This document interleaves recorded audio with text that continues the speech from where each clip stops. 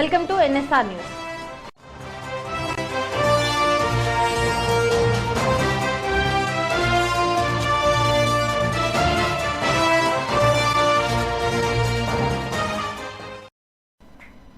ములుగు జిల్లా మల్యాల సమ్మక్క కొండాయి గ్రామంలోని గోవిందరాజుల నాగులమ్మ దేవాలయంను రాష్ట్ర పంచాయతీరాజ్ గ్రామీణాభివృద్ధి శ్రీ శిశు సంక్షేమ శాఖ మంత్రి సీతక్క దర్శించుకున్నారు.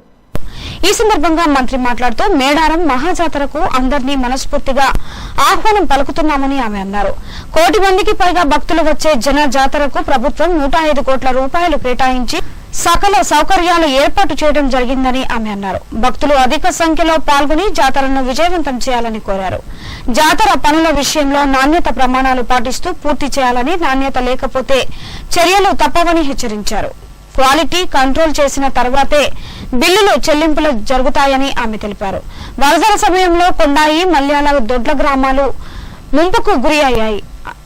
ఇక్కడి గ్రామాలను జాతర అనంతరం వరద ముంపు ప్రాంతాలను వేరే ప్రాంతాలకు తరలించడమా, గ్రామం చుట్టూ వరద రాకుండా కరకట్ట నిర్మించాలా అనే విషయంపై ఇంజనీరింగ్ అధికారులతో పూర్తి నివేదిక తెప్పించి ప్రత్యేక దృష్టి పెడతానని మంత్రి అన్నారు. అంతకుముందు దొడ్ల బ్రిడ్జ్ ని మంత్రి సందర్శించారు. ఈ కార్యక్రమంలో జిల్లా కలెక్టర్ ఇలా త్రిపాఠి, ITDA PO అంకిత్, జిల్లా అదనపు కలెక్టర్ P శ్రీజ, ఏటూరు నాగారం ASP సిరిశెట్టి సంకీర్త్, సంబంధిత అధికారులు తదితరులు పాల్గొన్నారు. మేడారం జాతర సంబంధించినటువంటి రివ్యూను కూడా మరి ఏర్పాటు చేయడం జరిగింది. అదే కాకుండా పంచాయతీరాజ్ కమిషనరు హనుమంతరావు గారు, మరి అదేవిధంగా ENC RWS, ENC PR, అదేవిధంగా RTC DM అధికారులతో పాటు మన జిల్లా స్థాయి అధికారులు, కలెక్టర్ గారు, ITDA PO గారు కూడా వివిధ శాఖల అధికారులతో రివ్యూ చేయడం జరిగింది. వాస్తవానికి ఈ జాతర ప్రాంగణంలో ఇంకా కొన్ని రోడ్స్ కొన్ని చిన్న మిగిలి ఉన్నాయి. అవి కూడా ఈ 4-5 రోజులలో కంప్లీట్ చేస్తాం. మేజర్గా కొన్ని ఫారెస్ట్ ప్రాబ్లమ్స్ తోటి కూడా కొండాయి కానీ ఊరట్టం రోడ్డు అది ఆగిపోవడం జరిగింది. అది కూడా ఈరోజు కాంట్రాక్టర్లతో మాట్లాడి ఆ ఫారెస్ట్ వాళ్ళతో సమన్వయం చేసుకొని చేయమని చెప్పడం జరిగింది. ఇంకా ఏమేమి సమస్యలని కూడా సార్ట్అవుట్ చేసుకొని మరి ఈ 5-6 రోజులలో మిగతా వర్కులు దాదాపుగా 10వ తారీఖు వరకు ఎలాంటి పని కూడా మిగలకుండా మనకి ఇంకా 15-18 రోజులు ఉంది. అయినప్పటికీ కూడా అన్ని పనులు ముందస్తుగానే ఎలక్షన్స్ ఉండి మరి లేటుగా మనం వర్క్ స్టార్ట్ చేసినప్పటికీ యుద్ధ ప్రాతిపదికన మ్యాక్సిమం చేస్తూ ఉన్నాం. కాంట్రాక్టర్లు కొంతమంది పాత బిల్లులు, గత ప్రభుత్వం బిల్లులు ఇవ్వలేదని ఇక్కడ మొండికేసే ప్రయత్నం చేసినా కూడా వాళ్ళు చేయకుంటే వేరే వాళ్ళని పురమాయించి కూడా వర్కులు చేయించడం జరిగింది. అట్లా అందరూ కూడా సహకరిస్తారని ఆశిస్తూ ఉన్నాము. అదే కాకుండా పోలీస్ అధికారులు కూడా ఈరోజు IG తరుణ్ జోషి గారు కూడా మరి ఈ ప్రాంగణంలో గతంలో జాతర టైంలో పనిచేసినటువంటి అధికారులందరితోటి కూడా ఇప్పుడు వారు కూడా రివ్యూ పెట్టుకోవడం జరిగింది. అన్ని శాఖల యొక్క మీటింగ్స్ అయితే ఉన్నాయి. తొందరలోనే మరి RTC MD గారు కూడా వస్తారు. అదేవిధంగా మా PR పంచాయతీరాజ్ ప్రిన్సిపల్ సెక్రటరీ గారు కూడా తొందరలోనే విజిట్ చేస్తారు. ఆ అన్ని శాఖల అధికారులు వచ్చి వాళ్ళ శాఖలను కూడా ప్రత్యేకంగా కూడా రివ్యూ చేయడం జరుగుతుంది. ఇంకేమైనా లోపాలు ఉంటే కూడా తప్పకుండా ప్రజల నుంచి కానీ, పత్రికా మీడియా దగ్గర నుంచి కానీ, అదేవిధంగా భక్తుల నుంచి కానీ మేము ఆహ్వానిస్తా ఉన్నాం. ఏదున్నా కూడా మాకు తెలియజేయండి, సరిదిద్దుకుంటాం. మంచి సౌకర్యాలతోటి జాతర నిర్వహించుకుందామని. జాతర తేదీలు 21 నుంచి 24 వరకు మహాజాతర జరుగుతుంది కాబట్టి అందరి భక్తులకు మనస్ఫూర్తిగా స్వాగతం పలుకుతా ఉన్నాం. ఇది ఈరోజు సబ్జెక్ట్. ఎమ్మెల్సీ కల్వకుంట్ల కవితపై మంత్రి కొండా సురేఖ ఫైర్ అయ్యారు. హనంకొండలోని కుడా కార్యాలయంలో ఏర్పాటు చేసిన మీడియా సమావేశంలో మంత్రి మాట్లాడారు. లిక్కర్ స్కామ్ లో ఇరికి ప్రజల సొమ్మును దోచుకొని లిక్కర్ రాణిగా ఎమ్మెల్సీ కవిత పేరు పొందారని మంత్రి ఘాటు వ్యాఖ్యలు చేశారు. బీజేపీ కాళ్లు మొక్కి తప్పించుకున్నారని, కవిత ఎక్కడ నుండైనా ఎంపీగా పోటీ చేసినా తెలంగాణ ప్రజలు ఓడగొట్టి ఇంటికి పంపుతారని స్పష్టం చేశారు. కాంగ్రెస్ ప్రభుత్వం తెలంగాణ ప్రజలకు జవాబుదారీగా ఉంటుందని, బీఆర్ఎస్ నేతలకు కాదని పేర్కొన్నారు. బతుకమ్మ జాగృతి పేరుతో ప్రజలను మోసం చేసింది సరిపోలేదని, జ్యోతిరావు ఫూలే విగ్రహం పేరుతో కొత్త పాట ఎత్తుకుని ముందుకు వస్తున్న ఎమ్మెల్సీ కవితను విశ్వసించారని ఆమె అన్నారు. 10 ఏళ్లు పరిపాలించినప్పుడు ఫూలే గుర్తుకు రాలేదా అని ప్రశ్నించారు. భద్రాద్రి సీతారాములకు కేసీఆర్ మనవడు ఏ హోదాలో పట్టు వస్త్రాలు తీసుకెళ్లాలని ప్రశ్నించారు. లిక్కర్ స్కామ్ లో ఇరికి ప్రజల సొమ్మును దోచుకుని లిక్కర్ రాణిగా పేరు పొందారని, బీజేపీ కాళ్లు మొక్కి తప్పించుకున్నారని ఘాటు వ్యాఖ్యలు చేశారు మంత్రి కొండా సురేఖ. పట్టు వస్త్రాలు పట్టుకొని పోయిండు మీ అన్న కొడుకు. ఆయన ఏ హోదాలో పోయిండో దానికి ఒక్కదానికి ఆన్సర్ చెప్తే వీటన్నిటికీ కూడా ఆన్సర్ దొరుకుతుంది అనేది నేను తెలియజేస్తా ఉన్నాను. ప్రభుత్వ నిధుల దుర్వినియోగం గురించి మాట్లాడే నైతిక హక్కు మీకు అస్సలు లేదని చెప్తా ఉన్నాను. ఈరోజు 100 కోట్లు 200 కోట్లు పెట్టి మీ సొంత ఫ్లైట్ కొనుక్కునే స్థాయికి మీరు ఎట్లా ఎదిగారు అని అడుగుతా ఉన్నాను.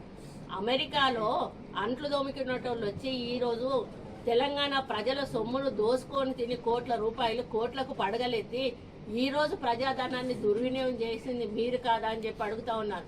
ఈరోజు లిక్కర్ స్కామ్ లో ఇరుక్కొని లిక్కర్ రాణిగా పేరొంది ఈరోజు బీజేపీ కాళ్ళ మీద పడి మిమ్మల్ని అరెస్ట్ చేయకుండా ఈరోజు మీరు ఇది ఇంటర్నల్ గా అండర్స్టాండింగ్ తో పోయి ఈరోజు బయట పడ్డది మీరు కాదా అని చెప్పి అడుగుతా ఉన్నారు.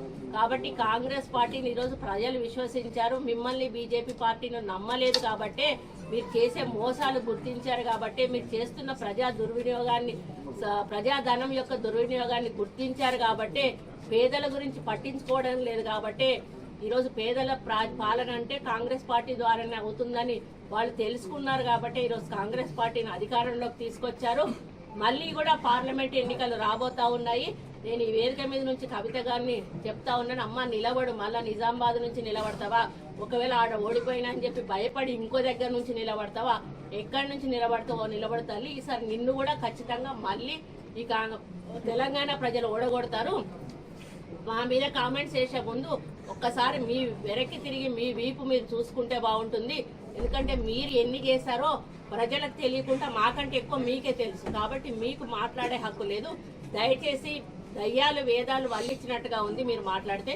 ఇక నుంచి కాంగ్రెస్ పార్టీ ఏదైనా చేస్తే అప్రిసియేషన్ చేయండి, అడ్వైసులు ఇవ్వండి, అంతే చెప్తే కాంగ్రెస్ పార్టీ ప్రజల కోసం చేస్తున్న పనిని ఈరోజు అక్కడ అమరవీరుల స్తూపం ఎక్కడైతే ఉందో వాటికి నివాళులు అర్పించి 6 నెలల నుంచి మానసిక వేదనకు గురవుతున్నాను అని మాజీ ఉప ముఖ్యమంత్రి స్టేషన్ గన్పూర్ మాజీ ఎమ్మెల్యే డాక్టర్ టి రాజయ్య అన్నారు. శనివారం ఆయన స్వగృహంలో ఏర్పాటు చేసిన విలేకరుల సమావేశంలో ఆయన మాట్లాడారు. తనను ఉప ముఖ్యమంత్రిగా తొలగించిన 2023 ఎన్నికలలో ఎమ్మెల్యే టికెట్ ఇవ్వకుండా అవమానం చేసిన బీఆర్ఎస్ పార్టీకి విధేయుడుగా ఉన్నానని ఆయన అన్నారు. ఇప్పటి వరకు పార్టీకి రాజీనామా చేయలేదన్నారు. కార్యకర్తలు నాయకులతో చర్చించి నిర్ణయం ప్రకటిస్తానని పేర్కొన్నారు. ప్రజల బీఆర్ఎస్ ముఖ్య నేతలు తీర్పు అంగీకరించకుండా ఉండడం తనను కలచివేసిందన్నారు. క్షేత్రస్థాయిలో పార్టీకి ఆదరణ కరువైందని, స్థానిక రాష్ట్ర నాయకత్వం లోపంతో కార్యకర్తలు నాయకులకు కష్టం ఏర్పడుతుందన్నారు. ప్రజా సమస్యలు కేసీఆర్ దృష్టికి తీసుకుని పోయే పరిస్థితి నేటికీ లేదని ఆవేదన వ్యక్తం చేశారు. మాదిగ అస్తిత్వంపై దెబ్బ కొట్టేలా బీఆర్ఎస్ పార్టీ కుట్ర చేస్తోందన్నారు. కేసీఆర్ గారు అనేక రకాలుగా హామీలు నాకు ఇవ్వడం జరిగింది. నన్ను అనేక రకాల ఉప ముఖ్యమంత్రి పోయింది, ఎమ్మెల్యే పోయింది, రైతు సమితి చైర్మన్ పోయింది, ఎమ్మెల్సీ పోయింది అని ఒక్కొక్కటి పోతూనే ఉన్నాయి. నేను మాత్రం విధేయుడిగా ఉంటూనే ఉన్నాను. కానీ విధేయత ఓ లిమిట్ ఉంటుంది, సర్టెన్ లిమిట్ ఉంటుంది. ఆ లిమిట్ దాటిన తర్వాత వీడు పిచ్చోర్రా అనుకుంటారు. కాబట్టి సరైన సమయంలో సరైన నిర్ణయం తీసుకోవాలంటే తప్పకుండా నేను మొదటి నుంచి కూడా ప్రజానాయకుడు ఉన్నా. ప్రజాభిప్రాయం మేరకు, దళితుల అభిప్రాయం మేరకు, దళితుల ఆత్మగౌరవం పెరగడానికి, వాళ్ళ అస్తిత్వాన్ని కాపాడడానికి తప్పకుండా వారి నిర్ణయాన్ని కట్టుబడి త్వరలోనే నిర్ణయం తీసుకుంటాం. కాంగ్రెస్ పార్టీకి వెళ్తానా లేకపోతే బీఆర్ఎస్ పార్టీలో ఉంటానా అనేది జస్ట్ కొద్ది కాలంలో నిర్ణయం జరుగుతుంది. ప్రజల అభిప్రాయం మేరకు మాత్రం నా నిర్ణయం ఉంటుందని చెప్పేసి అంటే ఇది పార్టీ కార్యక్రమాలు, తర్వాత ఎంపీ టికెట్ దానికి సంబంధించింది కాదండి. ఇది మాదిగల అస్తిత్వం, ఆత్మగౌరవానికి సంబంధించిన అంశం. మాదిగాలలో మీరు అనుకున్నట్టు లేదా అందరూ అనుకుంటున్నట్టు కామారెడ్డి జిల్లా జహీరాబాద్ పార్లమెంట్ నియోజకవర్గంపై బీజేపీ జెండా ఎగరవేయడం ఖాయమని పార్లమెంట్ ఎన్నికల ఇన్ఛార్జ్ ఎమ్మెల్యే కాటిపల్లి వెంకట రమణారెడ్డి అన్నారు. నిజాం సాగర్ మండలంలో బీజేపీ కార్యకర్తల సమావేశానికి ఆయన ముఖ్య అతిథిగా విచ్చేసి మాట్లాడారు. పార్లమెంట్ ఎన్నికల్లో నాయకులు, కార్యకర్తలు సమిష్టిగా కృషి చేయాలని ఆయన అన్నారు. ఈ కార్యక్రమంలో జిల్లా అధ్యక్షురాలు అరుణతార, నాయకులు, కార్యకర్తలు తదితరులు పాల్గొన్నారు. మండలాల్లో సమావేశాలు నిర్వహించడం జరిగింది.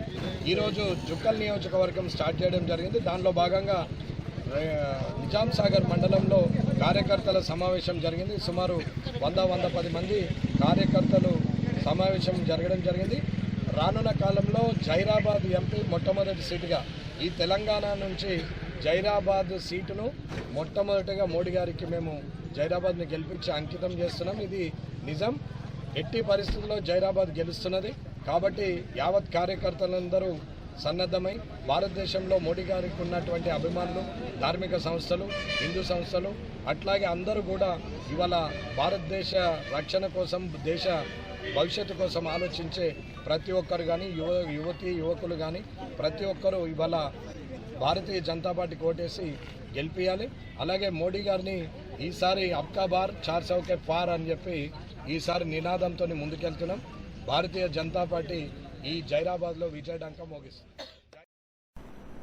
ప్రపంచ శాంతి కోసం నేను, నా ప్రజలు బాగుండాలని నినాదంతో భగవత్ రామానుజన్ నిర్వహించిన సమతా దీక్షను సందేశాన్ని ప్రపంచానికి అందజేయాలని Chinnajeeyar Swami Kothawada bank colony CKM college వరకు ర్యాలీ నిర్వహించారు. ఈ సమతా దీక్షలో ముగింపు హైదరాబాద్ లో శంషాబాద్ కేంద్రంలో ముగియనున్నది. సమతా దీక్ష చిన్నజీఆర్ స్వామి ప్రారంభించి ప్రతి ఒక్కరూ సుఖశాంతులతో ఉండాలని, మీ పక్కవారి కష్ట సుఖాలలో పాలు పంచుకోవాలని స్వామి అన్నారు. మీకున్న దానిలోనే పక్కవారికి సహాయం చేసి వారి ఆపదలలో, వారి శ్రమలలో ఆదుకోవాలని తెలిపారు. అందరూ క్షేమంగా ఉండాలని, ఉంటేనే మనందరి భగవంతుడు నీడలో ఆశ్రయం దొరుకుతుందని ఆయన తెలిపారు. మీ ఒక్కరికి ఉండడమే కాకుండా అందరూ సంతోషాలతో, సుఖాలతో ఉన్నప్పుడే భగవంతుడు సంతోషిస్తాడు, దీవిస్తాడు, ఆశీర్వదిస్తాడని చిన్నజీఆర్ స్వామి అన్నారు.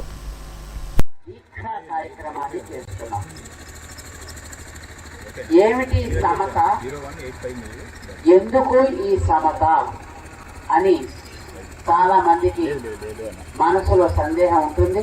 విస్తరించి సమాజంలో మూల మూలలకి అందించి ఆ సమాజానికి ఉపకారం చేస్తుండేటటువంటి సంప్రదాయాలు ఎన్నెన్నో వచ్చాయి. కానీ వాటన్నిటికీ కూడా మూల బీజమెవరు? రామానుజుడు. అందుకోసమని వారి యొక్క ఆ మూర్తికి సమతా మూర్తి అని పేరు.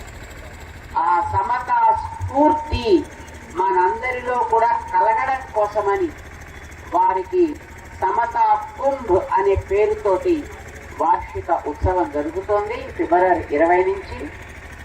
దాన్ని దృష్టిలో పెట్టుకుని ఇప్పుడు మనం అందరం కూడా ఒక దీక్ష చేస్తున్నాం. ఏమిటా దీక్ష? ఎందుకు ఇది? మనందరం బాగుండాలి. ఎందుకంటే మనందరం బాగుండాలి. ఏమిటి బాగుండడం అంటే, నా చిన్నారి బొజ్జకు శ్రీరామ రక్ష, పక్కవాడు ఏమైపోయినా నాకు బెంగలేదు. విశ్వసనీయమైన సమాచారం మేరకు గీసుకొండలో పాకంటి స్వప్న కిరాణం షాపు మాటున ప్రభుత్వ అనుమతి లేకుండా అక్రమంగా మద్యం విక్రయిస్తుండగా అరెస్ట్ చేసి 12,360 రూపాయల విలువ చేసే మద్యం స్వాధీనం చేసుకుని తదుపరి చర్యల నిమిత్తం గీసుకొండ పోలీసులకు అప్పగించారు. ఈ దాడుల్లో task force ACP Madhusudan, CI Babulal, SI Narasimharao మరియు సిబ్బంది పాల్గొన్నారు. ఈ వార్తలు ఇంతటితో సమాప్తం. నమస్తే.